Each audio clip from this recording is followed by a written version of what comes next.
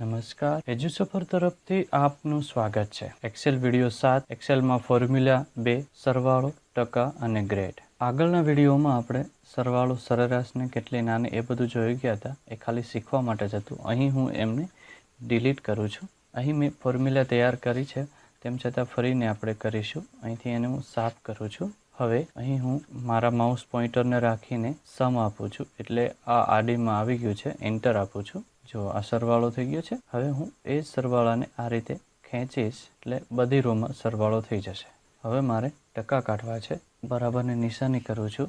અહીં હું ક્લિક કરું છું. અહીં એવરેજ પર ક્લિક કરું છું. આટલું સિલેક્ટ કરું છું અને એવરેજ આપીને આપી દઉં છું. હવે અહીં આ ટકા બધા જ ટકા કરવા માટે અહીં આ રીતે પ્લસની નિશાની આવી ગયા પછી હું ખેંચું છું. પર્સન્ટેજ આવી ગયા છે. હવે મારે ગ્રેડ આપવો છે. ગ્રેડ આપવો હોય તો 80 ઉપર માર્ક્સ હોય એને હું A ગ્રેડ, 60 થી 79 B, 35 થી 59 C અને 35 થી નીચે આવે તો D ગ્રેડ. આ રીતના મારે 4 ગ્રેડ આપવા હોય તો કઈ રીતે? તો આવો જોઈએ. માટે સૌપ્રથમ બરાબરની નિશાની કરો. ત્યારબાદ if લખો, કાઉન્સ કરો. આટલું કર્યા પછી હું ગ્રેડ આપવા માટે અહીં જે ટકા છે એના આધારે તો એમ એ સેલ પસંદ કરું છું. ત્યારબાદ ગ્રેટર ધેન લઉં છું અને આ 80 લઉં છું.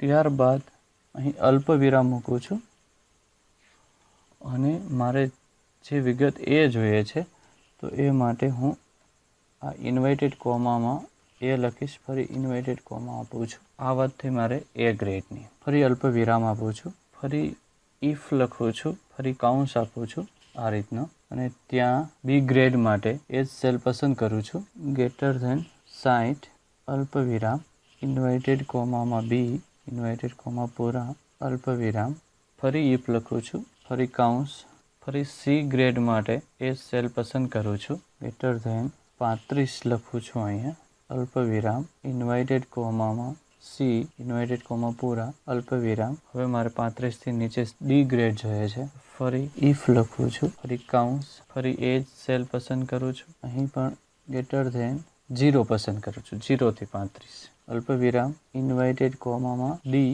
ઇન્વર્ટેડ કોમા પૂરા અને જેટલા કાઉન્સ કર્યા છે એને હવે હું અહીં બધા પૂરા કરીશ. અહીં 1, 2, 3, 4 તો 4 કાઉન્સ અહીં કરીશ. 1, 2, 3, 4 અને હવે હું એન્ટર આપીશ. તો આ મારો ગ્રેડ આવી ગયો છે.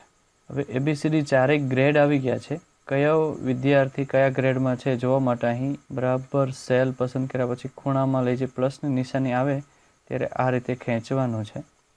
જોઈ શકાય છે કે 2 વિદ્યાર્થી Cમાં છે, કોઈક Eમાં છે, એક વિદ્યાર્થી છે એ Dમાં છે કે જેના માર્ક 4, 4 એટલે કે આ નાપાસ છે. તો આ રીતે ABCD ગ્રેડ આપી શકાય છે. હવે પરિણામમાં પાસ અને નાપાસ માટે હવે પછીનો નેક્સ્ટ વિડીયો જોઈશું. આ વિડીયો જોવા બદલ આપનો ખૂબ ખૂબ આભાર.